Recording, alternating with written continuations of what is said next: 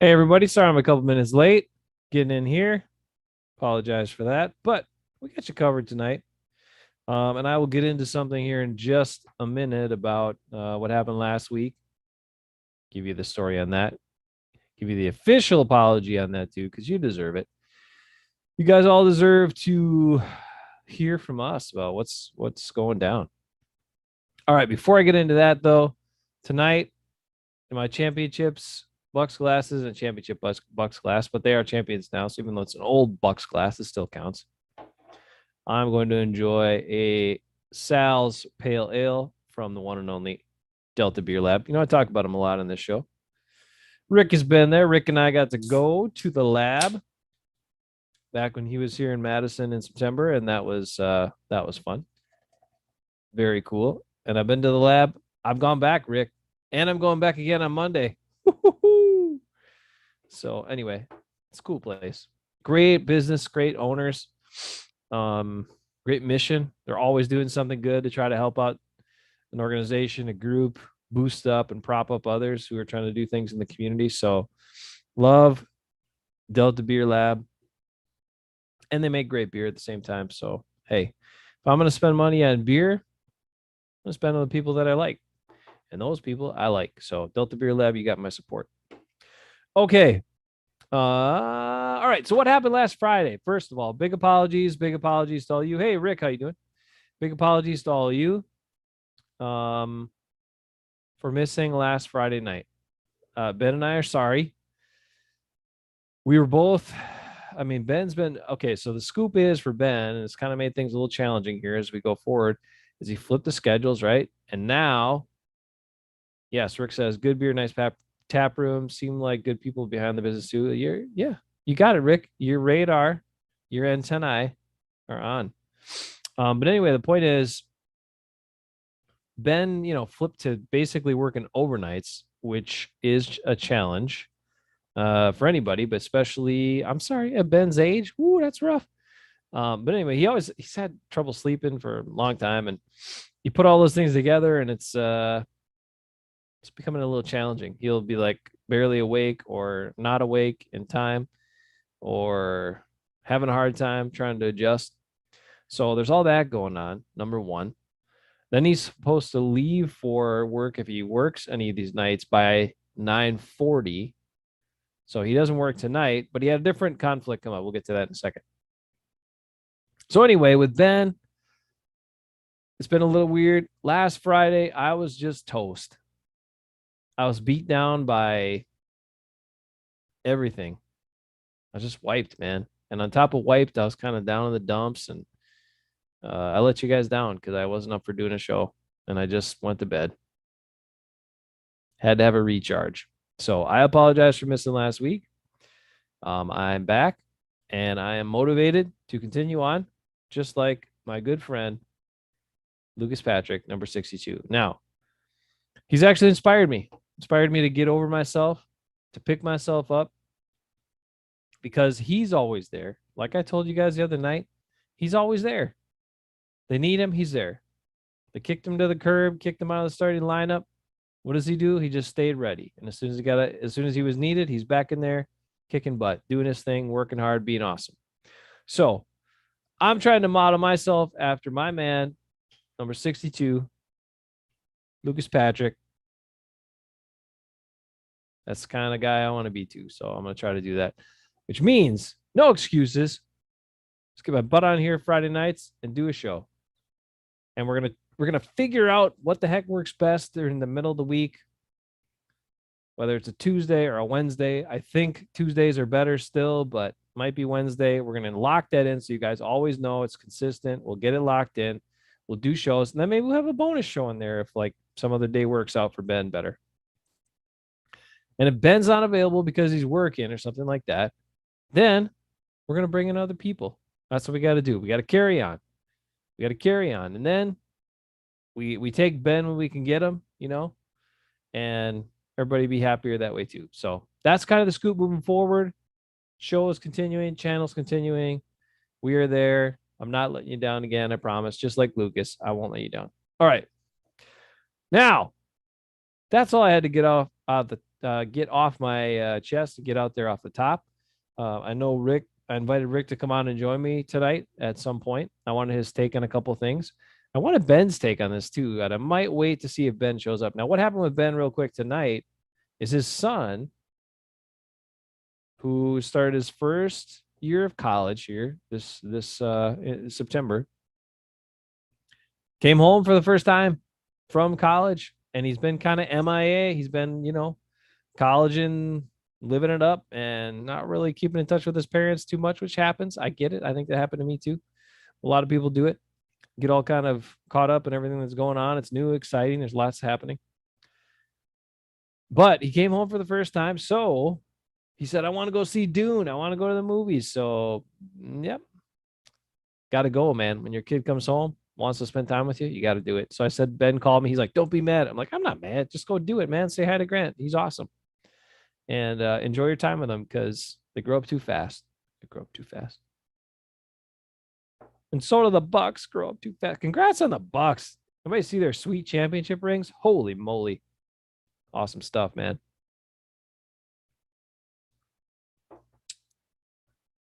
Bucks championship. Gotta love it. 50 years after the first one. Just as good, though. Just as good. Uh-oh. Rick's coming on. Here we go. Here he is. Hey, Rick, when you get in here, you got to tell me if you saw the Bucks championship ring. Did you see him? Did you see Super Pat showing it off? Nope. Did you see Giannis? Nope. No? You didn't see it? So Giannis got in the 3 to open the season. Yeah. He's basically, he just decided to shoot like Chris Middleton, and now he makes all shots. So now he can score 100 points in the finals instead of 50 points to dominate him. No, I don't anticipate, I still want to see him do his thing in the paint because he's so damn good and efficient in there. But, if he adds a jumper to it, he'll pretty much be unstoppable, which would be great. I had to Google the ring to see it. It's got like 1 million diamonds on it, like 1 million diamonds. I swear to God. Yeah. It's insane. Check that out. It's very shiny. It's not proprietary images or anything. That's all free images being shared. It's fair use. Fair use, yeah. So Rick, how you doing? Welcome in. How you doing? I'm tired. It's been a long week, but damn. I'm here. I'm surviving. Too many worms and too much wrangling? What happened? Yes, exactly. Wow. Too many worms, too much wrangling. Oh.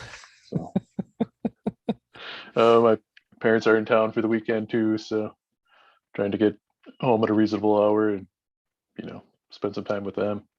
So it's going okay. And I did check in with Ben's kid, who's going to school here in Gopherland. Make sure he's still kicking. That's good. And he's still kicking. He respond to you, or? Yeah. Okay. I probably got more texts than Ben did. Dang! Look at that. You're a closer food source, so that helps. That's true. I haven't fed him yet, so I'm surprised by that he's not come sniffing around for something, or free laundry or something. But too busy. I haven't been home. But anyway, I'll feed him at some point. It's getting further into the semester now. Everyone's reserves are winnowing away. Yeah, so. That's true. All right, Rick, I got a couple of quick things I need your take on here. Number one, how are you feeling? Packers been picking up people like crazy here to fill with all these injuries and all this sort of stuff. What do you think? I think some of the moves are definitely worth a shot. I've heard a lot of people giving Goody and crew, credit, props for picking these guys up and picking up the veterans, and it's a good move. I don't want to sound too cynical or down about it, but I think their hand is kind of forced this year where they have to make moves because they just don't have anybody. But I'll try to keep a positive spin on it. I think hopefully it works out. It's picking up Merciless. If the guy jumpstarts his career, could be a boost that they need. They've got. I don't expect we'll see Z back, and even if we do, I don't see him making a huge impact. So, I think I don't think you're going to see him play another game for the Packers. To be honest, I think Zadarius Smith's time is done with the Green Bay. I think so too. It should be. if he doesn't come back and play this year. I mean, there's too much money, not enough production, and coming off an injury, you got to part ways with that guy. Yeah. So yeah, merciless. Even if it's just certain packages or you know back just giving Rashawn or Preston a break. Cool. I mean, even if he's only out there a quarter of the plays, if he plays hard, maybe it's a jump start they need. Maybe it's the jump start he needs to get things going. I think it's a good pickup. You know, Yeah, I mean, there's a couple of things that have been interesting, right? So number one, you got some former high picks here that they're signing. Now I understand they're years into their career and all that stuff, but Merciless was a first round pick, and Jalen Smith was, I think, a early second round pick, right? I So think I so. mean, these are guys that were high picks, productive on teams. Now Merciless was on a really bad team for a long time. But what does that do to you? Like 10 years on the Texans? What does that do to you? Look what it did to JJ Watt, man. Look how Yeah. frustrated he was like his last season and last couple seasons in Houston. I mean, just basically doing everything he could and understanding that there's 10 other guys out there with him, and like, what the hell more am I supposed to do? He had that look and made those gestures, and that would wear on anybody. So you also hope it's like, fresh start and chance to win. And that's what Merciless said. He's like, for me, I want to win a championship, man. I'm 10 years in the league, back half of my career. I wanted a chance to do it. That's another thing that's helping. Like you talked about Goody and people giving him props and the front office props. Well, guess what? Jalen Smith signed for like nothing Yeah. because he wanted to go to a team where he had a chance to win a championship. This guy comes here, took less money to come here than some other offers because he wants. So it's not like your front office is doing so great. It's because no. Well, Yeah. first of all, you got a really good chance to win, and a big part of that is number 12, whether Ben likes it or Yeah. not. No, I agree, and I think I'll give credit to the front office. They are bringing these guys in. Again, you want to start splitting hairs. They're also trying to patch holes that they didn't address in the off season. So, I think we're in agreement that linebacker was probably their weakest position coming into the start of the year. So, I guess trying to keep a positive light on it, better late than never, right? They're bringing in some of these veteran guys, especially Smith. They're getting him for next to nothing. Great, even if he's just situational player, backup, whatever, get a few snaps out of him a game. What's it costing them? Next to nothing. But now they got a veteran leader who's fired up. They're bringing veteran leadership into the locker room, and I think that's something that's really been missing, especially on the defensive side of the ball. They don't have. Who do you see out there for the Packers that is like the Ray Lewis, just getting that defense fired up before a game, right? There's, I don't know. I haven't seen anyone doing that, right? Get those guys fired up, playing hard, not just starting the game playing soft or like counting on the offense to bail you out, right? Come out there fired up, stick it to the offense, make some plays. Give that defense some life, give it some character. So I know these guys aren't long-term solutions. You're not planning for the future by doing this. It's stopgap situation sort of fix. But hey, it's this year. If you got them for another 10 games plus playoffs, whatever, great. That's what you got them for. That's why you brought them in. Get through this year, hopefully win a Super Bowl, and then there's obviously going to be the day of reckoning with the salary cap next year, but Yeah. that's next year. I guess enjoy what you got right now. Hey, you talk So about. I mean, that's the Packers haven't done enough of that in a long time, right? It's been they would have these injuries, they would have these issues, they'd be depleted at positions. Remember like 2013 when they were down to Andy Malumba starting in the playoffs at outside linebacker because they were so depleted at outside linebacker. Where other years this front office wouldn't do like what the Patriots do or a bunch of other teams do, where they're like, hey, let's find a veteran, plug them in. We need help. Let's do it. They'd be like, oh, let's pull up one of our practice squad guys, or let's pull some other undrafted guy that we liked or whatever and get him in here. And yeah, so this is different. And let's try it this way for once. Aaron Rodgers said this week. Now I know a bunch of people are like, "Oh my God, let's don't get too soon. Don't say it too soon, Aaron. Don't jinx it." But he said this is starting to make it, feel a lot like 2010 did. And he didn't say the year exactly, and he didn't specify it, but you knew what he was getting at. And that's what happened. You remember the Super Bowl year then. All these injuries to the team. They picked up key veteran guys to play roles. Defensive line guys, other guys that really help fit in and shore up spots on the team, and they won. So I don't know. I'm not saying they're going to win the Super Bowl for sure, but I think they have a chance. So I think, there's something to be said for bringing in guys that are hungry, right? And that's what you're getting with some of these guys, right? I mean, certainly Merciless, most likely Smith too. I mean, the Cowboys, yeah, they looked kind of promising some years, but really it's because their division was pretty terrible most of the time. And I think, you got guys that are hungry, they're going to play hard. They're not just out there for their one play and their big contract. They want to win. They've had money. So, that could be something that really lights a fire under the whole team. And that might be the couple of plays a game that you need to just, tip a game in your favor, put it over the edge, really lock down a win. So yeah, I hope that's the case. Um, I think one thing that's different this year, and something that I think had been mentioned in previous shows, but I think they kind of have to, right? I mean, this model of trying to build from within and get these young players and develop them.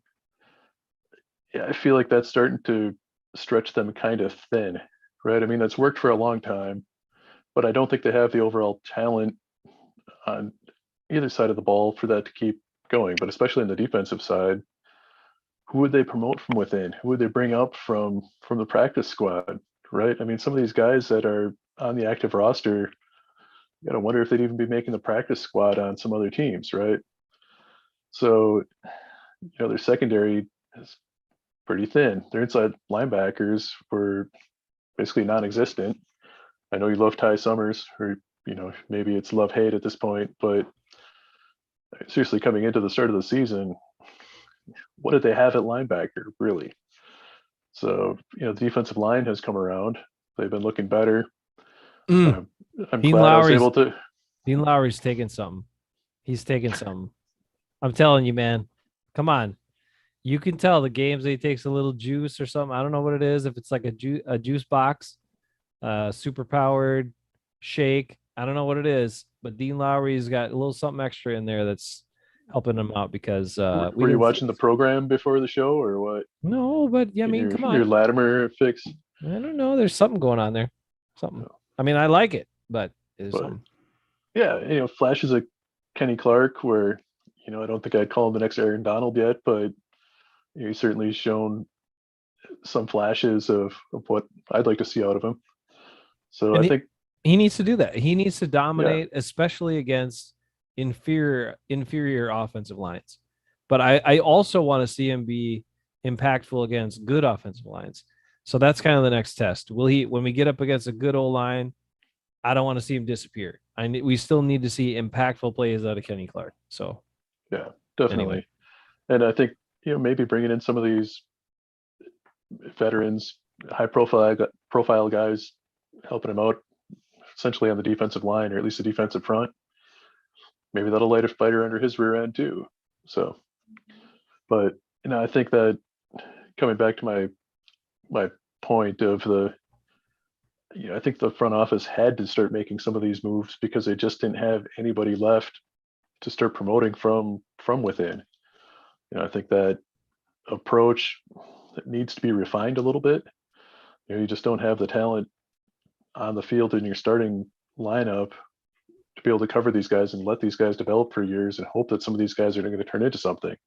I just feel like the overall talent, starters and backups, has been kind of dropping the last few years. Now it's to the point that you need an infusion of something, right? You need, like you said, off season, draft some guys who are going to make an immediate impact, bring in some free agents that are going to make an immediate impact. and maybe not load up at a position so you got everybody becoming a free agent at the same time and then having to shell out a bunch of money for a mediocre guy because he looks good on your team because he's the best corner that you have that's not Jair. or So bring in a whole bunch of G/T's. They seem to love the yes, G/guard/tackle. Everybody's got to be a guard tackle, and and I don't get it. But yeah, I mean, I know we've talked about that too. We don't have to beat that dead horse, but sure, some versatility is great. I think it's awesome to have, a couple of Lucas Patrick sort of guys or uh, Jenkins. Okay, you got Lucas Patrick, you got Jenkins. Okay, those are your two jack of all trade linemen. Get someone who can play left tackle. Okay, if they got a left tackle, that example. Get a guy who can play right tackle. You know, get these guys that are locked in as okay. This is your stud center. This is your stud guard. Not well. This guy can slide over here and kind of play guard pretty well, and yeah, he can fill in at tackle, but play musical lineman every 3 weeks. Which we'll see. They've been, I know they've been dealing with injuries, but I don't think it's been quite as random as it was last season. So no, they didn't I have don't as know. much adjusting to make. And actually, that's an interesting point because I think Matt LaFleur, I think he was the one that said it in a press conference where they had asked him about the offensive line and some of the things, um, and he said that well, one of the things that's really helped out is guys staying in their spots. And I'm just thinking like, okay, so then why was the whole training camp and preseason like shuffle, shuffle, shuffle, shuffle, shuffle, like everybody Yeah, around because you didn't know what the hell you're gonna do? Like make a decision and let the guys see if they're good enough. And anyway, also just to remind everybody during the before the draft, Eric, I don't know if you remember, but I did say, how about Lucas Patrick at center this season? You know, and then draft a kick butt guard. Like I mean, can you? I wanted Quinn Miners, right guard, and then you could get your center of the future later. But I knew based on history and everything else, now he's performed in the past that he could be a good center, and he's actually at this point he's actually better at center because, like I've pointed out, number one, he knows he's been around, he understands Rodgers, he knows the checks, he knows the adjustments. Also, though, then you have a veteran guy at the point in the middle, which is a really important spot. You got to know what the heck's going on in there. And he's really good at helping. And a lot of times the center doesn't have a guy over him, right?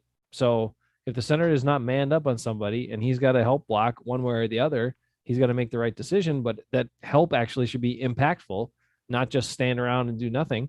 And if he's going to help somebody, he freaking helps them out.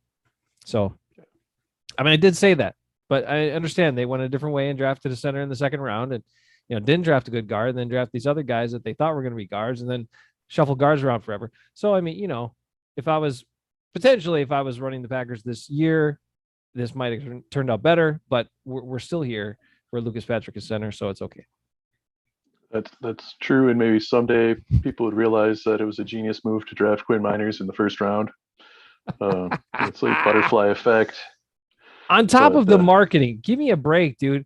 Like, come on. You want to they could sell have stuff? You want to like quit. Just think about that guy in second Wisconsin as a Packer. second round, maybe, but not first. They could have got him in the second round. That's fine. I don't even care. Second round, he was there. But just think of what he could have. Just think of that as a business, just so we can just dream for a second.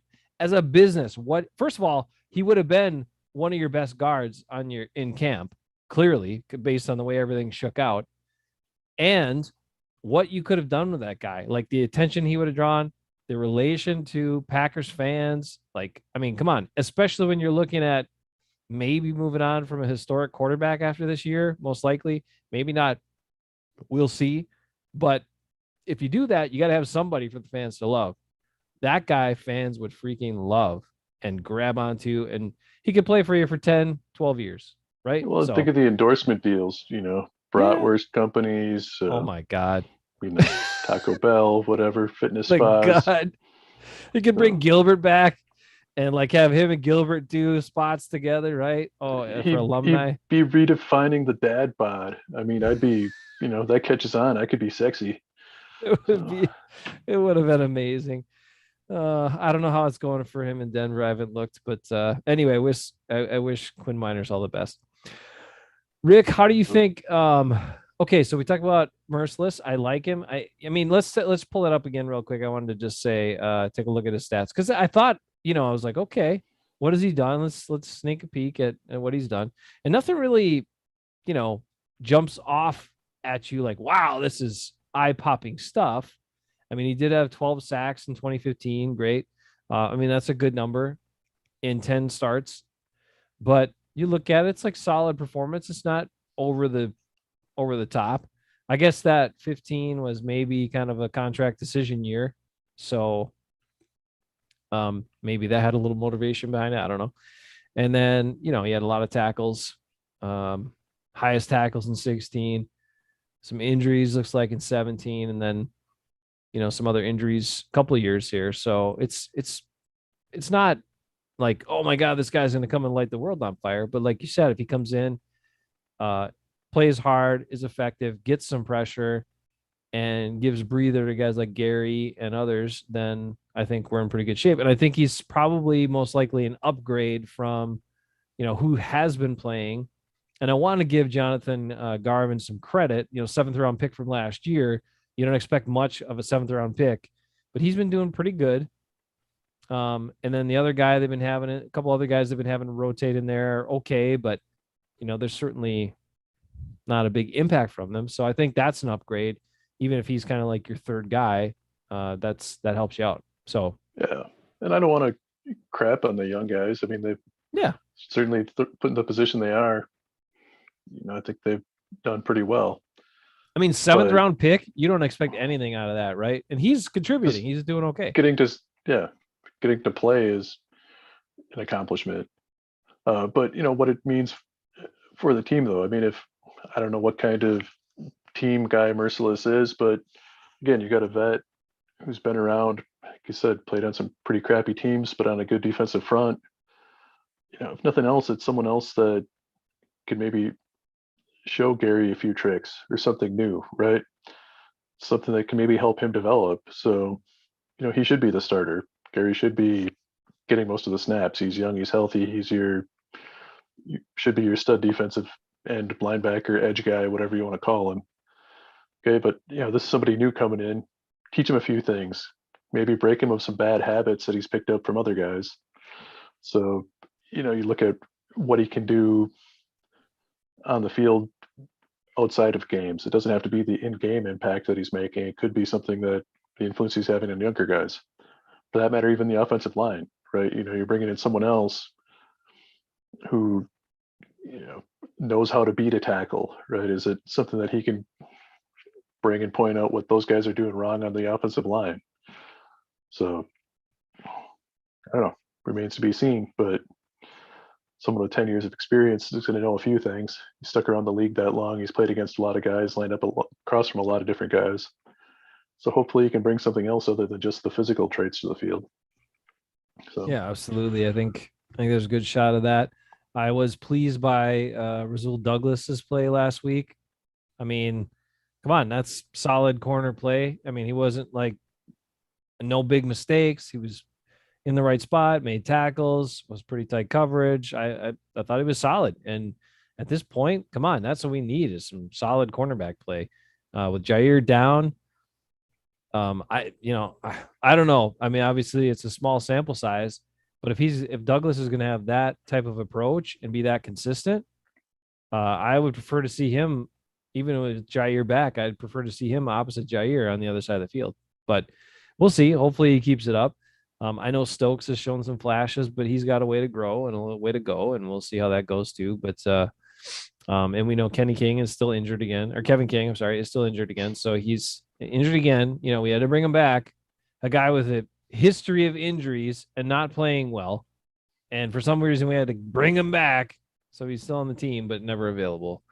again, that goes back to he looks good because you're on a team without any depth. I suspect that's part of it. But maybe these injuries and how thin they are in the secondary, nothing else, maybe it'll give Joe Barry a chance to actually implement some things and make some changes. And I don't think we saw a lot of that early in the season. I suspect some of that is, again, just his hierarchy that I think they have in place of, he couldn't bring in his own assistants and position coaches. So is it like he calls the plays and then, it's up to the position coaches to pick who goes where and what? But whether that's the case or not, having these injuries and having to make some changes because you just can't do what you were doing without those personnel in place, without that personnel in place, maybe it'll give them the opportunity to shake things up, give the offenses some different looks. So maybe it's a blessing in disguise, get some different people out there and be forced to use some different packages than what they had been using, right? It's an opportunity to make changes because you have to make changes. So I'm curious to see if that is something we see in coming weeks. And again, had they been playing kind of vanilla just because it wasn't the meat and potatoes part of the schedule, they weren't getting into the big flashy teams. I don't know. If anything, I think it would be more a case of relatively short preseason, short camp. Rodgers not having been in camp. I don't think you're going to be doing a lot of different things. Certainly offensively, probably defensively too, right? I mean, I think teams weren't doing as much in the off season as they would normally be doing. So you had a lot of new guys coming in. So I Yeah, I think think it was, everybody was concerned with the extra regular season game, the length of the season, like all this sort of stuff is kind of all on coaches' minds, and they were playing all that during the preseason. Hey, Zero's in the house. Zero, how you doing? We'll get to that in a second. Just checked out what you meant. I didn't know who Tim Patrick was. I thought that was maybe like Lucas Patrick's long lost cousin or something, but I see it's not. Anyway, that's fantasy based. We'll get into that in a second. And I wanted to wait until Ben was around because, Ben and Rick are going head to head this week, but we might as well take a break right there. I did want to say one thing quickly before we break and look at fantasy stuff is that we're going to learn, not necessarily this week, although I do like Tyler Heineke and I think he's mobile. He'll test the Packers that way because he'll take off and run. Like if they give him wide open lanes, he'll just take off and run. He doesn't care. He didn't care if he has 20 yards passing at the end of the game as long as they win. And he can create off schedule stuff. And so they're going to have to cover longer. And yeah, I know their offense hasn't been great, but he's got some abilities that can test him a little bit. But we're going to learn a lot about this defense in the weeks following that, right? The Thursday night game again, it's Arizona and then the Chiefs. Like you're going to find out. I mean, so far, okay, you played Justin Fields and some of these other guys aren't Jared Goff and some of the other guys aren't very good. So you look good because they kind of suck. But we're going to find out a lot about them. The one thing is red zone, right? Red zone still. I mean, come on. The breakdown in the fourth quarter when the Bears are trying to come back and you have a chance. If you shut them down and hold them to a field goal right there, you're still up. You're still up by a touchdown. But instead, you leave a guy wide open on a blown coverage and get zero pressure on Justin Fields, who struggled all game. And it's an easy throw for a touchdown, and they score a touchdown and make it 17-14. The red zone issues are, I don't know what's going on with that, but how that hasn't been cleaned up yet, really scary, but they got to get that stuff figured out. Hey, Balaz, how you doing? Good morning. it is How you doing? their lack of red zone defense is kind of terrifying. I mean, it's really once exactly they get opposite of what they used to be. They used to let teams walk all up and down between the 20s like crazy, right? And then they'd tighten up in the red zone and people have to kick field goals. And now they're doing a better job of getting off the field than other seasons. But if the teams get in the red zone, touchdown, forget it. yeah, I mean, might as well just like lay down and let them run it in from the 20 so they get the ball back. So, I don't know. yeah, That's I got don't to know. be addressed. I don't. We're 6 games in. Like that's got to be fixed. And that's not even just a personnel thing, right? I mean, that's the inability to just keep edge contained on the defensive front. The guys getting wide open, like secondary coverage, playing off of people, leaving people wide open over the middle, just not being able to follow through. A guy makes any sort of double move, even a single move, and leaves the corner in the dust. I mean, it's just I don't get it. You know, And it's like you pointed out, they've tried different things. They've tried different personnel groups. They've tried, different approaches and strategies. They were going zone for a while. They're doing a lot of man at first, and they switched to more zone. Um, and none of it's really worked. So it's number one, it's got to come from like, hey, the guys up front got to win. And if it's a run, they got to be stout. And if it's a pass, they got to get push, especially pushing the interior pocket without creating those running lanes for the quarterback. That mhm. will help a lot. But anyway, hopefully they're working on that. I'm gonna get to a couple of things here. Uh for sure I'm not sure what Blas is getting at here. It has for sure some seeding consequences. Oh yeah.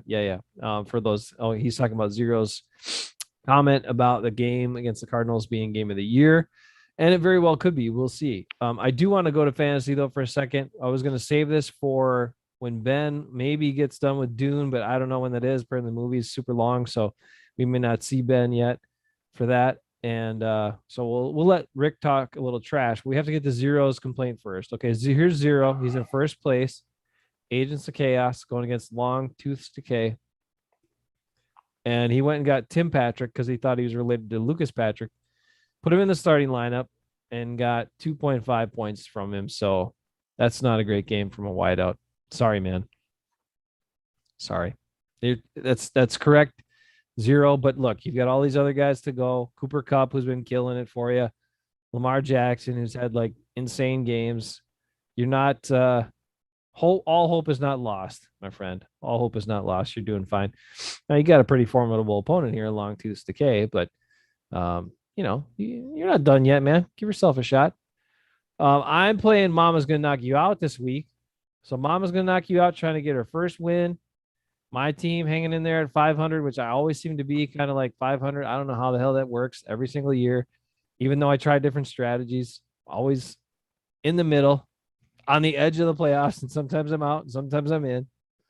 But the big matchup this week, okay, we got Josh and Mo going head to head. We got Corey Bayless taking on Bucks and 6 and Nico, who's hanging in there at 3-3. And we got a lot of 3-3 teams. And we got Turtlehead Zekis going against This Is the Way, who put me down last week and took himself up to second place. But the game of the week has to be this one. It is Ben versus the Cabooters, Rick. Rick, you're also looking for your first win. Are you going to get it this week against Ben's Banff Bandits? All right. If we had the production capability to do the flashback, like TV sitcom flashbacks, you go back to the draft when Ben was drafting everybody who had a week 7 bye, saying, "Holy crap, I'm gonna stink on week 7. Whoever plays me, they're gonna get an easy win." And as luck would have it, that's me, which means Ben probably still stands a chance. So I was kind of excited when I checked things earlier this week and I saw the predicted score was me scoring like almost 100 points and Ben predicted to have like 20. Um, so yeah, we'll see. Well, apparently he Uh, just picked up all these Washington football team guys and stuck them in there with Gibson and Heineke, and he's going against the Packers to try to win in fantasy. That's a violation right there, Ben. If you were here, I would tell you, but you're not here, so we can talk even more trash about you. What the heck is that? Come on, that's the Mo approach. That's Viking Mo taking Packers on his team to win, win at all winning at all costs. costs. Terrible. Exactly. I will point out one thing, Zero. Maybe this will make you feel a little bit better. Now, for some reason, okay, last week in my other fantasy league, the one that's been going on forever, I had to pick up a new kicker because Young Ho Koo was off. It was he was on bye, so I had to pick up a new kicker. And I like Young Ho Koo; he was doing fine. And so I picked up McManus from Denver. I picked him up. Okay, he had a good week. So I was like, oh well. And then I started looking at the season so far, his versus Young Ho Koo, and he was doing better. And I'm like, kickers are weird. So then I was like, I'm going to let Young Hoku go. And I'm going to keep this McManus guy from Denver and then start him. Now, had I known that Ben also had that same kicker in the opposite fantasy league, so that kicker now is double Hafeman cursed. Double Hafeman cursed, McManus. I'm so sorry for you. I would not have done that. But seeing now, so Ben got 2 points from his kicker in this league, and in the other league, I got 2 points from the exact same kicker, who I will now get rid of because Ben has him. And if we ever do that where we have the same players and we're doing 2 leagues, those players might as well just retire or not play that season because they're going to suck. Thanks to the Hafeman fantasy football curse or Hafeman curse in fantasy football, whatever. Anyway, Rick might get his first win. Mama's gonna knock you out. Mama, I'm rooting for you. I'm rooting for you. I mean, I want to win, but I really want to see Mom get her first win, so I'm good with that too. Um, I'll still be 500 at the end of the year. I it doesn't matter. Like I've had seasons where I came out of the gates like gangbusters, and then I lose a bunch of games. I've had seasons that I sucked. You know, it was 0-5, and then end up 500. And then I've had seasons like this one where I win a game, I lose a game. I win a game, I lose a game. So I don't care. I can lose a couple. I'll probably win a couple. I'll end up 500 at the end of the year or so, and we'll see what happens. Oh, we got some questions related to fantasy here. We're bringing it back here now. Let's see. Yeah, Bridgewater looks pretty rough. Barely looked his way. I know he doesn't look good. Oh, Bridgewater barely looked your guy's way. That's probably because he's a Patrick. He doesn't understand the value. Patricks are always undervalued on their team. I don't know why, but they are. That is the way it goes. Let's see. Josh is saying, I don't know how the defensive players get points. They get points for things they do, Josh, that are measurable. So tackles, interceptions, forced fumbles, fumble recoveries. Also for what's the other couple of things? Oh, yeah, passes defended, tackles for a loss, like all those things you get points for. So generally, your more consistent defensive players, sacks, of course. Generally, your more consistent defensive players are going to be inside backers and safeties that get used a lot because they have more opportunities to get tackles and be around the ball. But if you get like an edge guy who has a blow up game and gets a bunch of sacks playing a crappy offensive line, well, they can do really well. Or if you have, if you got like a corner who gets a couple picks or safety who gets a couple picks, maybe they get some return yards on there. Maybe they get a touchdown return. Then you're like, damn, I mean, you can have a big game from those guys. So all kinds of ways defensive players can score points. Balaz, hey, take care of yourself, man. I know it's a crazy time out by you. Good to see you again. And we'll catch you on the replay. No problem. So, okay, Rick, we're done with the fantasy outlook. Josh, good luck to you. We hope you beat Mo down because, he puts that ugly Viking emblem on our fantasy football league. That is not cool. So beat him. One thing I did want to add though is I thought I was on, continuing my usual trend of just getting outscored by everybody, and I've lost my lead in that regard because your mom got outscored by like 20 more points than I did. No. But when I used to play fantasy football like 2 decades ago, I'd have the most points scored against me, but I'd still be fairly high scoring, where I'd usually lose by like, a point or half a point each week. And now I don't even know why they put projected scores on my team because those guys don't even come close to that. Like, DK Metcalf projected to have 18 points and he doesn't have a catch, or have like one catch for 2 yards. Well, now they got Geno in there, man. That's a big adjustment for any receiver on the Seahawks. Yuck. Oof. Rough. Okay. So yeah, projected stats just don't mean anything on my team. Here we'll give you a look at the updated standings here as we go into the week. Again, Zero's in first place, all alone. Nice work. Congratulations. And then this is the way. He's been scoring lots of points. He's right behind you. Got some 4 and 2s. We got some 3 and 3s. Yeah, mom having a rough go. She's got the most points against. Rick, you're right there too. That's just like salt in a wound. So rude, so mean. Why? Not cool at all. But anyway, anything can happen. Turn it around. Get your first victories. Let's have no more winless teams after this week, and let's have no teams with only one loss after this week. Sorry, Zero, but you got to go down. I like it when things are tightened up. There's more excitement that way. If we got a bunch of 2-loss teams, we got some 3-loss teams, we got some 4-loss teams, all kind of in the mix, running around for playoff spots. That's only good for the league and good for money. Good for the league money making abilities. Yes, absolutely. All right, so we have that out of the way. That's the Hafeman Bros Fantasy Football this week. Ben is going to lose to Rick. Way to go. And Mama going to knock me out, I hope. Mama. Mom's made some adjustments to her team. I'll say that. So I think she's getting a little help from dad, which is probably why she hasn't won a game yet. But some of the help from dad is sort of helpful. So I think it's working out a little bit for her. But Did he hey, have her let's. pick up Mason Crosby after I cut him? I don't know. He just kind of shored up some players. Like for a while, she was starting way too many Packers. She was still starting Robert Tunyon. She was starting Dylan. Um, and Tunyon is just MII. Ben had this weird thing. We talked today, and he was like, "Do you think they're purposely holding Tunyon down, like trying to hide him this year, so they can sign him for way less money after this season?" Like What do the you think Aaron about Jones that take? conspiracy last year? Yeah, because look, Rick, I mean, seriously, right? Okay, so the guy has a breakout year, and all of a sudden you kind of make him disappear a little bit this year, and then maybe you get him to sign a long-term contract for a more reasonable amount because you know how good he is, but other teams don't because they're like, oh, that was just a 1 year kind of a aberration, right? What do you think about that? Are the Packers playing those games? Wouldn't surprise me. I mean, they've clearly got cap issues, so I don't think that's. I wouldn't think that's the whole story.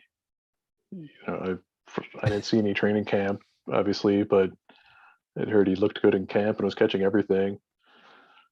But you look back to Ben's frustration last year with Jones not being used as he should have been most of the year. You got to wonder, was that part of it last year? We're showcasing Jamal Williams so much instead. Kind of worked. And I mean, Jamal Williams got yeah, the contract, and Jones they got him for a little cheaper than they probably should have. yeah. And this year you got Cobb in the mix, so there's a lot of mouths to feed with the ball going around. But yeah, especially now with MVS, so having a reliable target would be, you're not going to be going deep, without having the speed to really break the defense. You can try to force it by putting someone like EQ out there who isn't going to be like MVS. He's not going to stretch the field and he's not going to catch the ball. So reformulate your game plan, start working the short game, start working some of those flats and over the middle routes. And who should you showcase? Your stud tight end. So, you know, I I don't know. It's not like they're just going to Cobb and Adams every time. I guess you get the big dog involved a little bit. So That's one thing Ben said. He said Mercedes Lewis had more snaps last week than Tunyon did. Not sure what's yeah, up with that. Although they did run it a lot more. I mean, Aaron Rodgers only had 23 pass attempts last week. So, um, maybe it was part of the game plan, all the short passes. They knew they were going to get a lot of cover two from the Bears. And, they knew that Sadie's could help Chip a lot and all that. But I don't know. The one thing I've noticed with Tunyon, most of his targets this year have just been straight seam passes, which are, I mean, unless you have the right look, are hard to connect on because usually there's a safety kind of lurking back there and you got a backer underneath. And he's so much more than that. Like he can run, like, yeah, he can run by linebackers, but he can run, out routes, he can run flag routes, he can run different things where you get him to change direction and he can get open and he's got such good hands. I don't love him after the catch. He's still not a great after the catch guy in terms of being shifty and breaking tackles, but he is fast. So he's more effective when you let him get yards on his pass pattern before you throw the ball to him, rather than throwing the ball to him and expecting him to make yeah. guys miss and stuff. But hey, No, I feel speaking of, like he's. go ahead. Oh, I'm I was just sorry. gonna say, I think he's a little more mobile, a little more agile than maybe like Keith Jackson back in the day. Oh wow, You that's know, an old reference, but a good one. you weren't gonna expect that much out of Keith, but uh, He could sit down though. He could sit down on a route and turn around and just be big and a wide target. yeah, exactly. Remember That's when why tight you ends weren't gonna. used to do that, where they would just run like 7 yards downfield and turn around, and just go like this, and then they throw Yeah, the ball to him, and there'd be a reception, and then they get tackled, and it was this 5-7 yard gain, and that was it. maybe, or like the third cornerback would come up and bounce off of him, and then he'd drag the safety for 5 yards. But nobody does that anymore. Nobody sits No, down in zones anymore and just sits there and like throw me the ball. I don't know why. They actually, what players do is they continue to run downfield to make it a harder throw for the quarterback. I don't understand this approach. There are still plenty of teams that play defense where they play zones and play behind players because they don't want you to get beat deep. So you would think like the stop, turn around, pass route would be not a bad thing at times, right? I mean, I'm gonna say you got to run it all the time, but you can do it sometimes, and it's probably pretty damn effective. But nobody does it anymore. Nobody. well, I guess that's what I mean with MVS being out. I mean, certainly when you have him there, if you could run a combination of some sort of under route in conjunction with him going deep, you're really going to be spreading out the defense on that side. But even without him there, if you were thinking to use Tanya's versatility underneath, maybe you'd be able to break something open for Lazard or someone. If you want to cluster people on that side, someone's going to be open, right? And that's what I mean. He's agile enough that it doesn't have to be just running in a straight line and hoping to drop the ball on him. I don't. Yeah, he's Aaron not going to make. Rodgers. Aaron Rodgers said it this week too. They're asking about. They got some specific questions about deep balls and about the explosive plays in the pass game and some other things. And he said the biggest difference is 83 is not in the game. I mean, and that he is the one guy like this. If you watch Packers games, you can, and I said it right away, like a couple weeks ago, the defensive backs, the Bengals defensive backs were just sitting on it. They were attacking all those short routes, those quick passes, all that sort of stuff. The Bears played a little bit off more, but they were still kind of, not letting you get downfield. But they also weren't worried. Like the safeties weren't 20 yards back. The safeties were 12 yards back, and they weren't necessarily backing up right away because they weren't worried about it. They weren't worried about getting beat deep because the Packers don't have anybody without Marquez Valdez-Scantling. The Packers don't have anybody that's going to consistently run past guys in every play. And that changes everything. It changes the way the offense can work all across the board for every other player. He does, like, people don't understand. And Ben said, I was talking to Ben about this today, like the value. I was like, they really need to find a way to sign him back. And Ben's like, well, they can always find another fast guy that can drop balls. Well, they've had fast guys that drop balls, a la Trevor Davis, Jeff Janis in recent years, right? There were fast guys that never hardly caught the ball, but other teams knew they couldn't catch the ball, so they weren't that worried about him. Valdez-Scantling is fast. Yes, he drops some passes, but he's a lot better at catching it than some of the guys they've had. He catches enough that they need to respect it. Exactly. And he's more than just a fast guy that runs downfield. He can do some other things. He's shown that. So I really think this offseason, he's a pretty important guy to sign back. And you're seeing it right now. Without him in the offense, you're seeing the difference. Or if you don't sign him, you need somebody who is a deep threat playmaker. Someone like what the Raiders got in Ruggs, where Deshaun Jackson. Yeah, let's get Deshaun. He's old, but he's still fast, right? Still fast. Sure. No, I mean, yeah, you can go back quite a long way, and really that threat of that deep, just backbreaker, deep bomb pass. That was a Rodgers hallmark. That was really just one of the trademarks of that Packers offense for so long. Like Jordy was like the epitome of it, right? That connection that Rodgers and Jordy had, where there'd be times that, especially if you get the free play, like getting the guys to jump off sides, you knew it was coming. And how often would they connect on it? And it would just be just break the defense. The other team would just look demoralized, come out, and all right, let's hope the offense can do something because we don't want to have to get back on the field and try to stop these guys again. And they don't have that. And yeah, Rodgers isn't connecting like he was. His percentage of completing those deep throws isn't as great as it was in past years.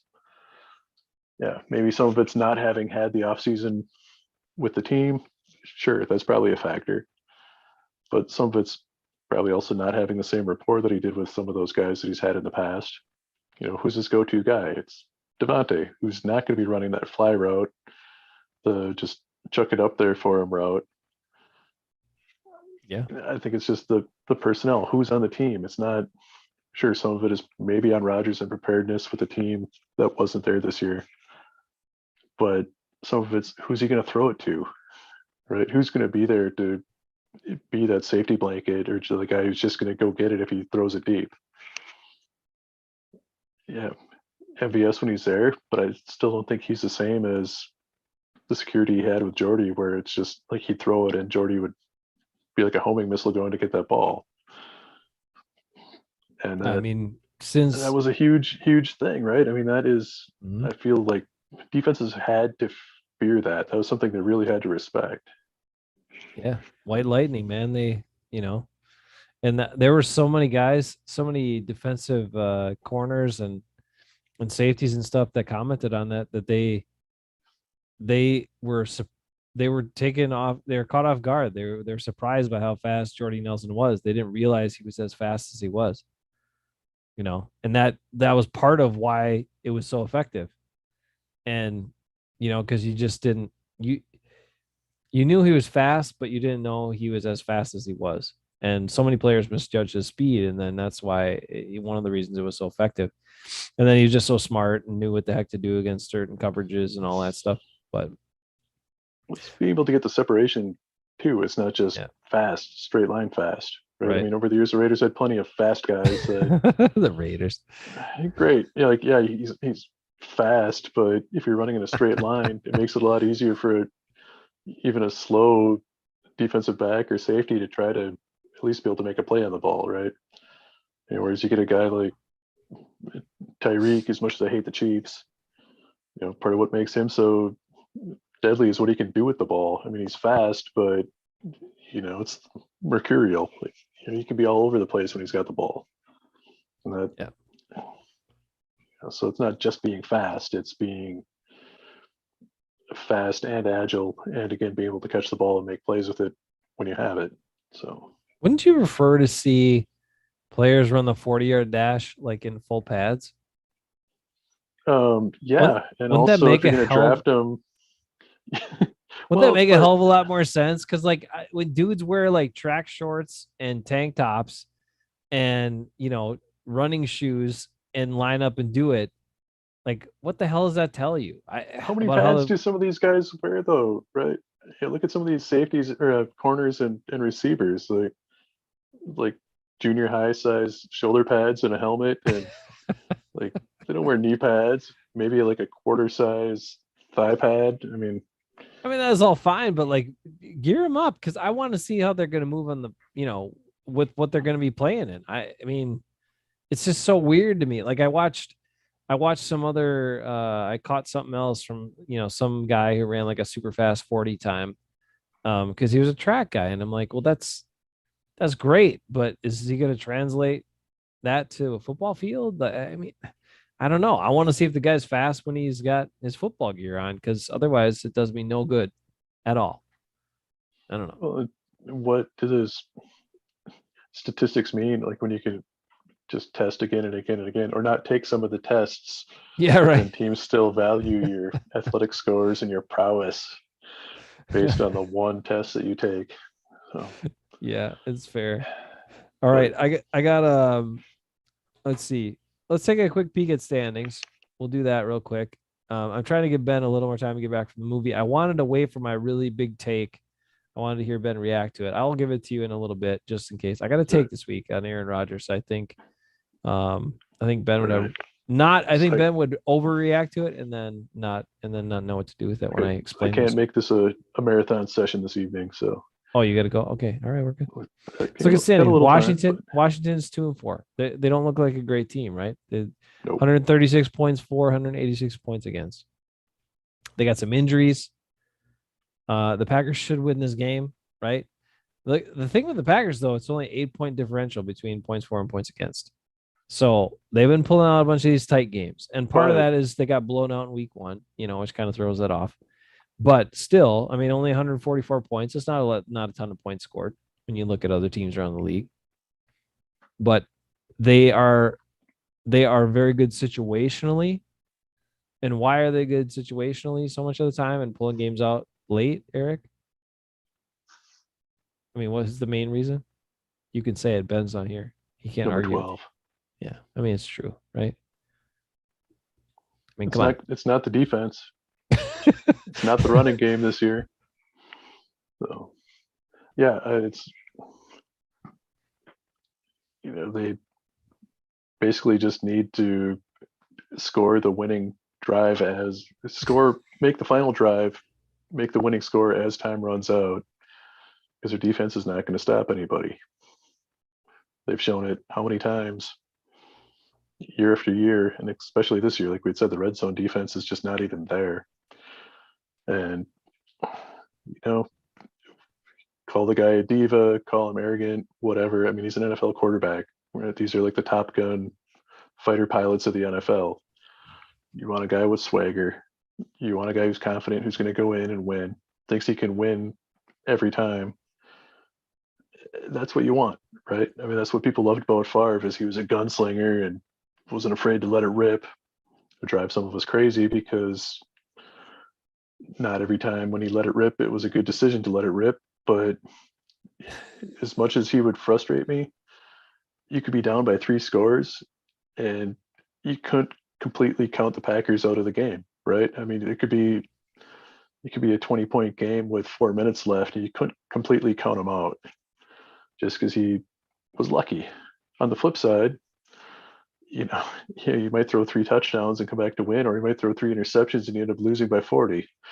You just you didn't know. But I think some of that's the hallmark of a leader. You want confidence. You want, especially in a huddle with young guys, you want someone who's just going to step in and be like, "Yeah, we got this." So, Oh, Ben's logging on. You can log off in a second. You got to go. I do want your take on this as soon as Ben gets in here. I got a few minutes. I have something to say. Now, what I realized after I was thinking about this all off season when Aaron Rodgers, when everybody's talking about Aaron Rodgers, talking about the Packers like every day, right? I thought of it then. I thought it was a valid point then. Then things continue to go on. Then he comes back. There's more attention on the Packers, more attention on Green Bay. People are talking about the Packers. Then the Packers lose in week 1. It looked like crap, and everybody's ripping on them and saying all this crap about them and all this sort of stuff and blah, blah, blah. Now they've won 5 games in a row. He's been making incredible plays to help them win games. He's been making the right plays at the end of games to make sure they pull them out. And then he gives it to the Chicago Bears fans, right? And everyone's talking about, well, yeah, I mean, come on. And everyone's talking about that. And so, I mean, so my estimation is that the Packers don't pay him enough. He's not getting paid enough by the Packers. Is that a joke? Is that a freaking joke? No. And Are you kidding me? No, let me finish. I'll explain. That is insane. He makes way too much money. And a matter of fact, the reason why he has to make spectacular plays at the end of the game is because he screwed up earlier in the game. Well, yeah, that is the dumbest thing I've ever heard you say. No, it's not. There's a lot of dumb things you've said. So I'll explain. I'll fine. Let me elaborate. The reason being, and I kind of set it up, is that this is the same thing with like NBA players, right? It's the value of the player. Because if Aaron Rodgers wasn't on the Packers, would anyone have talked about the Packers all offseason? Would anyone have talked about them other times now that they're 5-1? No. Would anyone talk about the Packers if he didn't say that crap to the Bears fans? No. He brings so much more attention on the team, which then helps them make money. So they're not paying him enough because he brings a whole bunch of money and attention in for this team. So it's not just about the football. It's about all the money and all the attention he brings for the Packers. Whether it's fans hating on him or fans loving it, you cannot deny that he brings a whole bunch more attention, and the people are talking about the Packers way more than they would if they didn't have Aaron Rodgers. And so because of that, his value He's undervalued. He's underpaid because he brings so much more to the team and attention to the organization. That's why. That's why, bro. You can't argue that. Rick, what do you think about that before you go? It's a business, right? It is, and I don't think the front office is going to want to share any of their profits with him. So they'd be happy to promote him for all it's worth and then cash their checks. All right, Rick, before you go, will you dominate Ben this week and get your first win in fantasy? Yes, because I'm fortunate enough to catch Ben on the week 7 buys. Half my team is either on IR or on buy. That's right. All right, That's Rick. Why I started rubbing it in early this week. I'm gonna rib it to Ben after you leave, but thanks for hanging out with me and keep me busy and keep me on track while Ben was coming in. Later, guys. Go Pack, go. See you, Rick. Get some sleep, Ben. I'm good. I'm normally working right now. Yeah, he want to do the show for like another 5 hours now. I'm gonna go to bed pretty soon. Yeah, I'm awake. I'm good. All right, Rick. See you later. Later, guys. Bye. You don't like my argument? You don't like my point? That doesn't make any sense. What? He makes $40 million a year. Ben, how is that not enough? How is it not make sense? If he's not on the team, it doesn't make any sense. Who would talk about the Packers? Who cares about what they're talking about? I care about, do they win? Yes, I know that's what you care about, but the Packers are a business. They care about making money, right? They care about selling items, making money, generating revenue.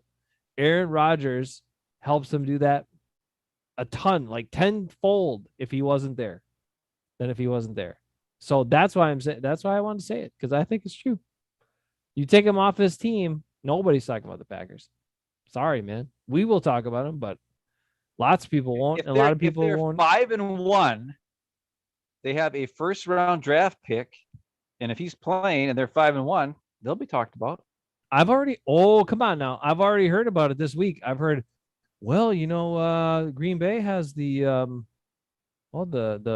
easiest record so far in these 6 games of the 5-1 teams and blah, blah, blah, blah, blah. Who have they beaten? Okay. All right. Well, name me a quarterback that they beat that's any good.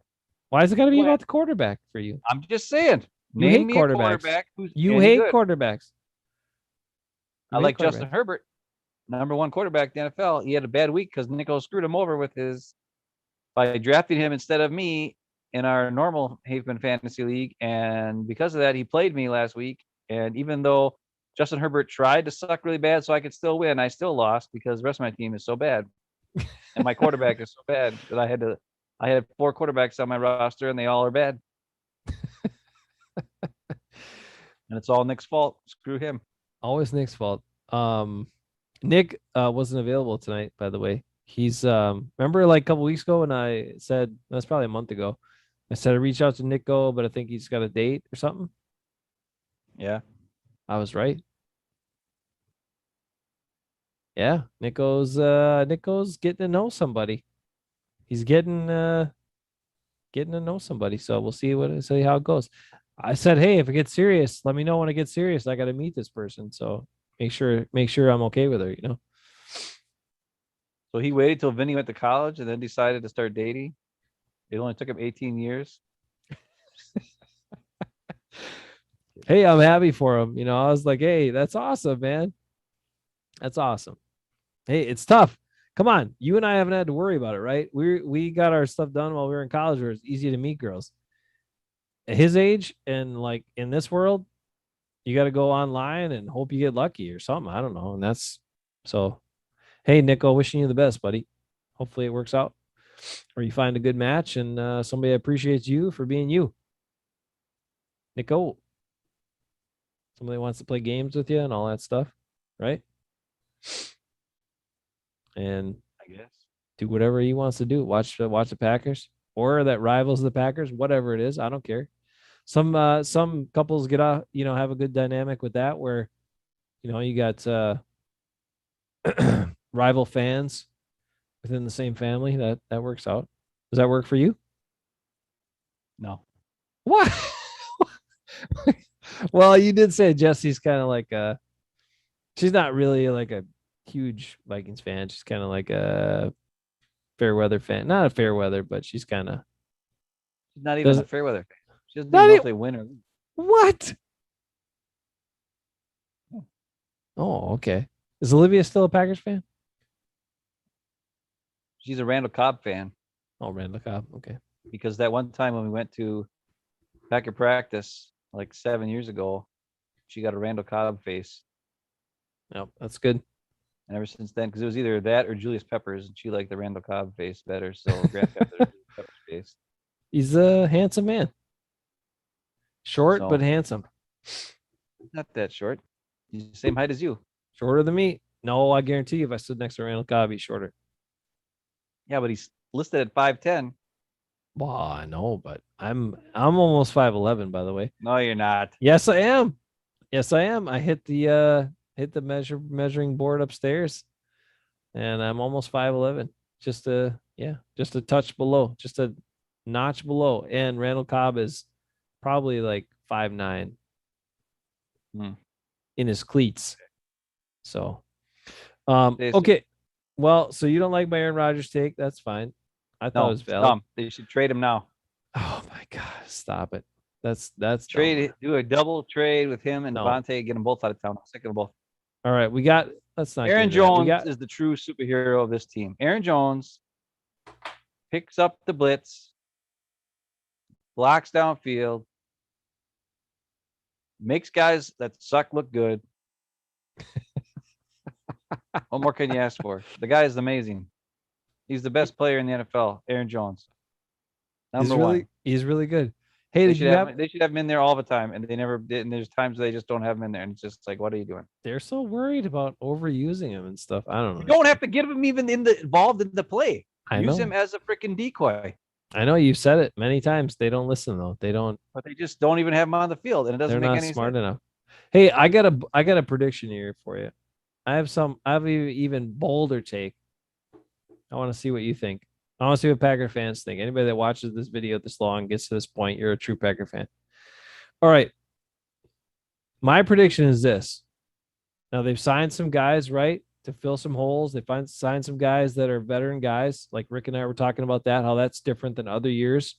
I referenced like 2013 where they were so depleted outside linebacker. Andy Malumba was starting, and it was like Zombo and Andy Malumba at outside linebackers starting for them in the playoffs because they had no outside linebackers left. And those good. And a bunch of those other seasons, they would just be like, rather than go out and sign somebody, they'd just be like, well, just pull some guys up from the practice squad and they'll be starters, right? Oh yeah, more. And that's maybe not good enough. So I'm encouraged to see this approach. I think based on, okay, let's say Jair comes back. I'm not worried about Za'Darius coming back. I think they don't need him. He's not coming back. But Jair comes back. Bakhtiari's back. And so it's going to be up to the coaches. But I believe with Bakhtiari back and Jair back at some point, they have the players to win the Super Bowl this year. And MVS coming back. They have the team and the players to win the Super Bowl this year. That's what I believe. That's my bold take. But the caveat here is, will the coaches play the correct players to help them achieve that? Because if the coaches don't play the right players, they will not win the Super Bowl this year. But they have the players to win it right now, based on the guys they've signed and the guys that they're probably going to get back. What do you think about that?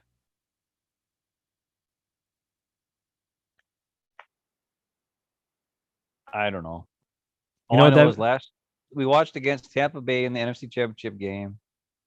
If your offensive line sucks, you suck. Plain and simple. Well, unless they made adjustments like they did against the 49ers this year, where they chipped the edge guys all game. Yeah, but it's not just the edge guys. They could have done Royce that. Newman and Runyon Bunyan are getting beat on pass plays sometimes. That's what I'm saying, though. But I'm saying they have the guys. They just have to play the right ones in the right spot. They won't. We can lay it out for them. That means when Kevin King is healthy again, no Kevin King. Don't play him. I think Douglas played awesome. He's aggressive. Yeah, he screwed up a couple times, but it was crazy to watch him out. He was like making plays and like doing stuff. Yep. And that also means your first round pick should not be starting in front of him. Like it should be Douglas and Jair. Douglas and Jair should be starting corners, and then you work in Stokes a little bit if you need to, whatever, but that's fine. Chandon Sullivan is looking pretty good at the star position. Play him. It doesn't need to be Jair in there and play some of these other guys that aren't as good. Same thing with, okay, you got backers. We talked about it. Jalen Smith. Now, did he look good in his first game? No, not really. But hopefully he'll come along. Hopefully he'll come along and look and get better. And then you also got and then now Savage, you got a concussion again or whatever. So whatever, but fine. I'm not as worried about that. He'll come back. He'll be okay. And the other part is that on the offensive line, first of all, we don't need any more St. Brown. That guy should never be on the field. I hated the comments of Jason Vrabel. I don't know. Did you catch his interview from a couple of weeks ago or the previous week? He was raving about EQ, about how he can play every position. He's so smart. He knows all the positions. So we can just plug him in any one. It's great. And that's why we like to put him out there. And I'm just like, that's great that he knows what to do. But if he physically can't do it, I really don't want to see him on the field. So that's one guy that shouldn't be on the field. And we all know that Taylor should be on the field instead. Malik Taylor. And then the offensive line. The offensive line is going to be the key again. And if they shuffle the guys in the right way and put the guys in the right spots, they can win the Super Bowl. If they don't and don't play the right guys, they will not win the Super Bowl. That's it. But I believe if they make the right decisions with players in the game based on who's on the roster, they can win the Super Bowl this year. That I wholeheartedly believe. Well, yeah. After being a skeptic. So I'm going to say that. You think that's right? I think if they trade Devontae Adams, don't play Royce Newman, play Runyon Bunyan, and play Lukey Patrick instead of Myers. How are you going to do that, though? Your second round pick. You're not going to start your second round? I don't give a crap. Okay. Make sure Kenny Clark gets some rest every now and again so he's not out there every single freaking play. Make sure Dean Lowry keeps eating his Wheaties or whatever. Dean Lowry is playing pretty good. Yeah. I mean, hopefully, Merciless will be pretty good and can get some pressure on the quarterback. He's happy to play outside linebacker as opposed to defensive end because he was playing defensive end. He said that in his interview. So he's excited to be standing up, he said, instead of being in a 4-point stance all the time or 3-point stance or whatever. And then as long as our safeties stay healthy, because I don't know if I trust Black, he's okay. And Scott hasn't really seen the field. I think he's been hurt or something because I haven't seen him out there in a while. The good news is this. Redmond got hurt and is on IR for the whole year. Redmond is like the St. Brown of the secondary, right? He's a guy who knows what to do, but he never does it. Right. So all we need is St. Brown to get hurt and go on IR, and then maybe we'll be okay. Maybe we need Royce Newman to get hurt. We needed Josh Myers to get hurt for Lukey Patrick to get in there, and now we're good. Okay. But we need Jair to come back.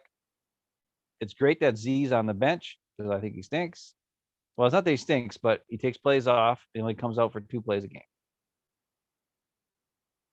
The ball needs to go to Aaron Jones and A.J. Dillon. The offense should be running through those 2 guys. And to do that, you need to have better run blockers. So Royce Newman needs to be out. And probably Billy Turner sucks. Put good old Yash over at right tackle. And there you go. And then you do some play actions, get some rubber Tunyon going, take some deep shots with MVS. When he comes back, you're Super Bowl winners. You're Super Bowl winners, period. End of story. Good work. All I know is this. We got Devondre Campbell, Jalen Smith, and Merciless Yeah, Whitney Merciless. That's 3 veteran linebackers. When was the last time we had one veteran linebacker in free agency? Plus the Smith brothers, of course, Za'Darius is not playing, but you're talking all these guys that they're bringing in from outside to be a part of this team and make plays, and especially this year. I mean, Goody is trying everything he can to try to win this year, right? No matter what they do. I don't know what's going to happen after this year, but you're right. I mean, it would be a shame for the fact that they don't win is because the coaches aren't playing the correct players. You know, the guys who can actually help you win the game instead of playing guys that they like or what. I don't know what the deal is with that. It's not grow for the future time. It's not, oh, Royce Newman's going to get better. I don't care. He's not good now. So get his ass the hell out of there. And Myers, I'm sorry. It's like I said the other night. Myers, yes, he's bigger, faster, stronger than Lucas Patrick. But is he better at playing center than Lucas Patrick right now? No. He's not. So he needs to be on the bench this year. He can start next year because Patrick's contract is up. You know they're not going to sign him back. Let him freaking play this year as your starting center. Commit to him. And then after this year, and just let him know, like, hey, we're not signing you back, but we're giving it all this year. You're the guy. So do it. And that those decisions, but they can't be worried about, hurting personnel's feelings or Goody's draft picks or anything else. I don't care. You're trying to win now. Freaking make the decisions to win now. The coaching staff needs to be smart enough to do that. So put the best players on the field. Don't give me any crap like, oh, he's our, starter for the future. I don't care. Next year he can start, not this year. You want to work Royce Newman in next year? Have at it. Not this year. No more. Royce Newman was terrible in the last game, too. I mean, he's been terrible for weeks, but really bad against the Bears as well. God. Actually, did you happen to see, Ben? Larry McCarron did another short with talking about, I think it was like shorts or whatever, and he talked about Lucas Patrick. Then he showed a play from the Goon, Alan Lazard blocking. And then he showed a play from somebody else, can't remember. But actually on his highlight so Lucas Patrick did this awesome block and buried the guy, and he was talking about him. And then he showed a play where Lazard had this awesome setup where he came out of the guy and they did like a chop step, kind of like Devontae's chop step, like maybe I'm going to change direction, run a pass pattern. And the defensive back got back on their heels a little bit. And then he just like shoved him because it was a running play, and then attacked him. He like shoved him on the ground. It was awesome. And he highlighted that. But on that same play, Lucas Patrick made an awesome block because they were all trying to block down. His guy tried to get away from him, but he didn't disengage. Like every other offensive lineman, after a little while, was just standing up and like this and doing nothing. He stayed engaged with his guy, and Dylan snuck right behind him. If he doesn't stay engaged with his guy in that play, go back and watch like the Rock Report. Anybody who's watched this long, you can go watch the 2-minute Rock Report. You'll see it.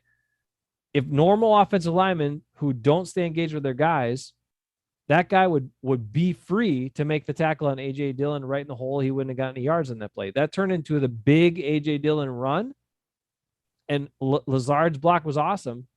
But Lucas Patrick was like kind of beat, but stayed on his guy. And because he was on his guy, the guy could only reach one arm out, and Dillon ran through that and then busted out and got a big run. So he could have just taken all the plays and made them all Lucas Patrick plays, but that's fine. You got to show other guys too. I get it. God.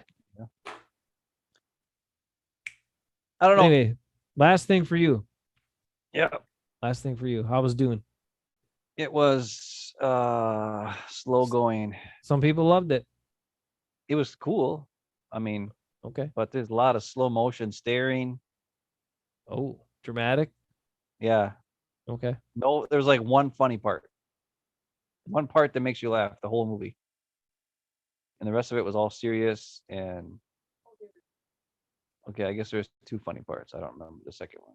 Was there any like fart jokes or flatulence? No. That always makes me laugh. Well, there was a big fat guy, so I guess that's kind of funny. But he's not really fat in real life. They just put a fat suit on him. Oh. So his head was skinny, and they tried to make his face fatter, but it didn't really look right because he's a skinny guy. So it looked like a skinny guy in a fat suit, pretty much, or like me. It looked like me, a skinny-headed guy with a fat gut.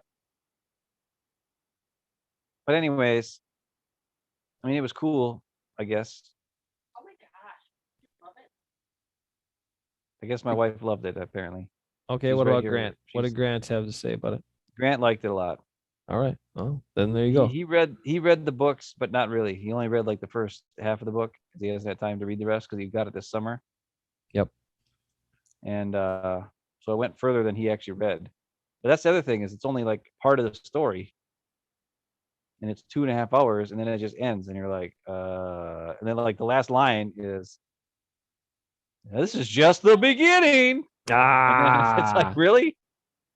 You better hope that people go to it. I actually, for an IMAX, because I can remember when like Solo came out a few years back when there was no pandemic or nothing. Yep. I went to Solo on opening or on Friday night, not Thursday night, but Friday night, and it was like me and like 2 guys. And now we just went to Dune tonight at IMAX, and it was pretty full. I mean, it wasn't full, but it was like pretty dang full. This is Rochester, Minnesota, so I mean, it's not like it's like a big city or whatever. But I'm assuming it must be doing pretty good this weekend if that many people came out to see it here in Rochester, because that doesn't always happen. And plus, it's after the pandemic, and some people still aren't comfortable going to the movies, and it's also available on HBO Max free, not Right. free, but like on HBO Max right now, so you can just watch it from your house if you want it.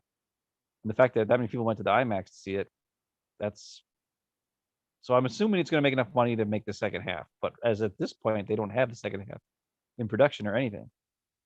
And it even starts that way. It says Dune Part 1. Like that's the opening credits. In the beginning, it says Dune Part 1. So I'm waiting for the second half because right now it's like, it's like a cliffhanger, big cliffhanger of what's going to happen next. Who knows? Oh. All right. But Last harder it was question good. for you. Why on your fantasy team did you just pick up a bunch of Washington football guys to fill in your roster? What the heck's up with that? That's what Are I you going always do. Why are you going against the pack, man? Curse those guys to help out the pack? No, I pick them up because I'm assuming the Packers are going to score a lot of points, and I'm hoping that Washington has to score, do a lot of stuff to score some points too. And I have Okay. nobody, so my I have to pick up guys. Are you So worried my about goal is the Packers are going to score like 50 points, and I'm hoping that the Redskins are going to. Watch the football team is going to have to keep There you go. scoring points and passing a lot, and therefore give me points. That's my hopes. Will Heineke have more passing yards or rushing yards? Hopefully passing yards. Are you worried What? about him running around on the Packers defense or not? I mean, are you This will be the hopeful? first mobile quarterback they faced, so we'll see what happens. Yeah, I was talking with Rick about that before. I'm like, they're gonna go. Then it's the Cardinals. Then it's the Chiefs, right? Yeah, So they got a long line of bad news coming. it's gonna be telling about the. They also got defense. Lamar Jackson in there and Russell Wilson in there. If he's back, if he's back by then, he's out right now. He'll be back by then. Yeah, It's not probably. till, like, He'll November. come back. late He'll November, come so. back for the Packer game. Yeah. Supposed to be only out for like 2-3 weeks or something. Okay. Oh, that's right. Because it's just like a finger. Yeah, It's like his thumb or something. like Brett Favre played with a broken thumb on his throwing hand, for God's sake. If Brett Favre can do it, Russell Wilson can come back after a couple games to play. Brett Favre never missed a game. Yep. Ultimate tough guy. I get it. Much as you can say a lot of bad things about Brett Favre. That's one good thing you can't say. Well, I guess that was a bad thing too, because sometimes he should have not played, so that Hasselbeck could have played, and then we would have had an even better quarterback and have a couple more Super Bowls probably. But I digress. He did. He was hitting the Vicodin hard though to get to play in some of those games, so that wasn't a good thing necessarily. But tough guy Favre. He played every game. We got it. He's the ultimate tough guy. Streak will never be broken by anyone in the history of the world. Understand all that. But As far as this one goes, I don't know. I mean, the Redskins don't look like a good team, but they have a formidable front. I'm sorry, the WFT. I just say that. Every time I see that, I keep thinking it's WTF. I know. That's what they're trying to get you with. The I know, WFT. like every time, because my brain is saying WTF, and I'm like, no, it's WFT. It's So Washington football team does not look very good, but they still have they have all first round picks on the defensive line. They have a mobile quarterback who we haven't seen yet, and they got Terry McLaurin, who's one of the top receivers in the league. And Gibson out of the backfield looks pretty good. I mean, I got him on my fantasy. He's the only guy who's consistent in scoring points on my fantasy football team and Hafeman Brothers fantasy football. You got to respect him. You got to, hopefully the Packers will roll him up, but they got to get the job done. Weather's supposed to be okay there, so I mean it's going to be a cooler, but should be a dry and clear day, so they shouldn't have any problems with that. So that's good. You guys talk about these uniforms they're wearing? No, green on the green. That's green, right. Green on green, green on top, green on the bottom.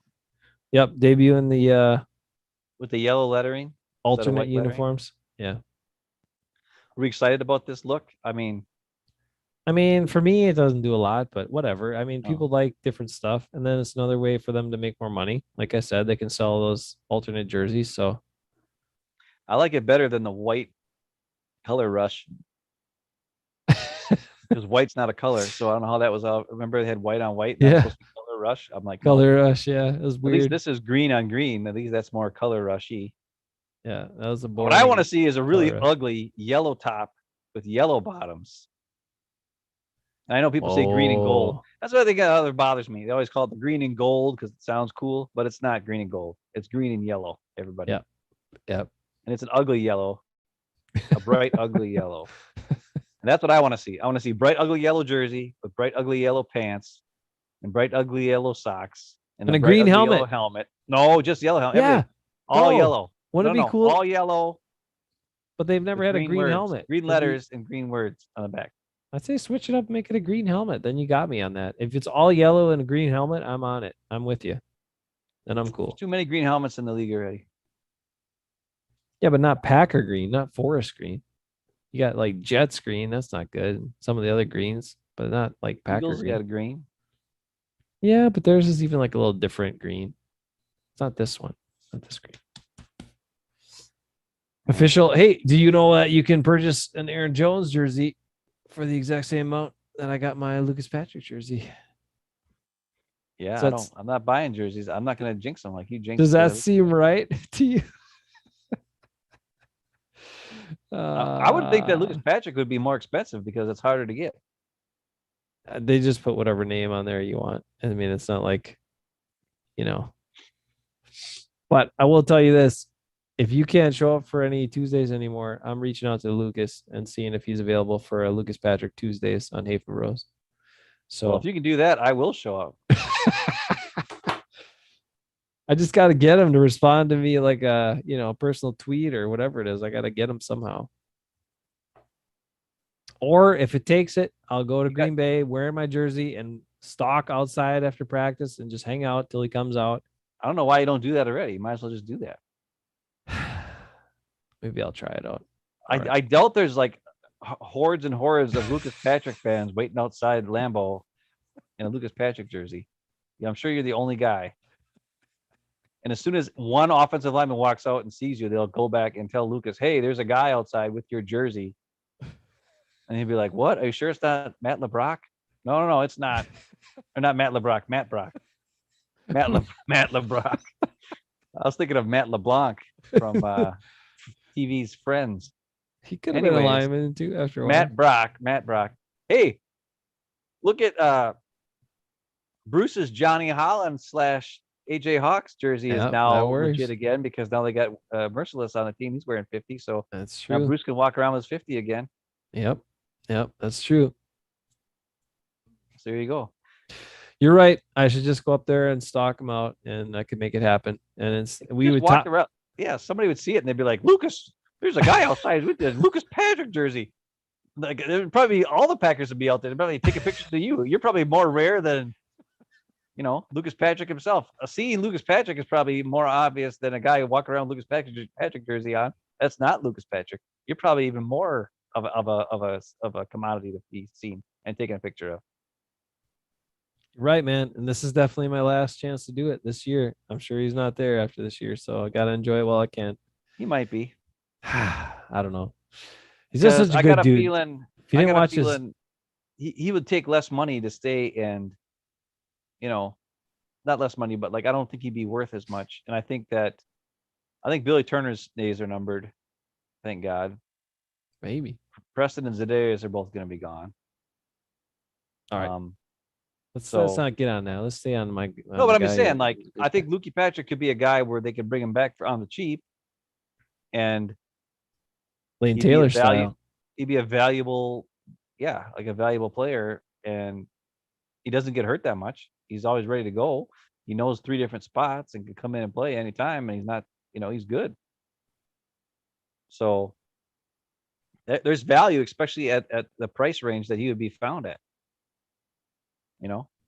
Yeah. I don't think it would be a surprise. I mean, the only thing I would see is maybe if his contract's up, that another team does see the value in him and would pay him a little bit more and be like, hey, you cut like the Lions or somebody. I don't think it'd be a winning team, but you never know. It could be like a winning team. Who knows? Yeah, that's true. We'll see. All right. Well, I just popped in after the movie because I saw you were still on. I was trying to stay on long enough for you to pop in. Go Pack. All right. Go Packers. Catch you guys later. Yeah, that's the one thing. If we got Lucas for Lucas Tuesdays, Tom Grossi's got way more subscribers and viewers and all that, but all he got was Kirk Bankert. He's not even an active player. We could get an active player if we get him. So I'm gonna go for that. All right. Peace out, bro. You guys be good. I'm not even gonna give a score prediction this week because I don't think anybody's on here anymore. But so it'll either be you or I would win. And that's not that fun. Right? Throw your score predictions in. If you get not the live chat, but the after chat, or throw them in the comments. All right, give a quick score, Ben. What do you think? Everybody loves score predictions. I already said 50. Packers will score 50. Holy moly.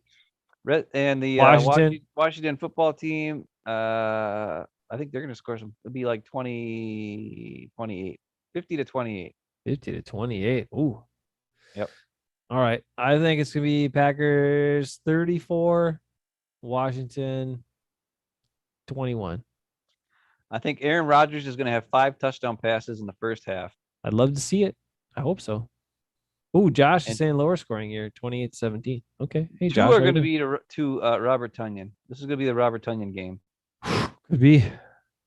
Use the tight ends. And then in the second half, Aaron Jones is not going to play the whole fourth quarter, and A.J. Dillon's going to have over 100 yards rushing. So Mom should start him this week. Yeah. Okay, Mom, you gotta get A.J. Dillon in there. He'll get all the garbage time. Yep. Garbage time runs. Okay. Because Lukey Patrick's going to open some holes. They had their most successful quarterback sneak in the last 15 years. What a team at center, by the way. Yeah, but he fell down. He didn't even block anybody. Hey, he got in the way. He created such a surge that the Bears didn't even want a piece of it.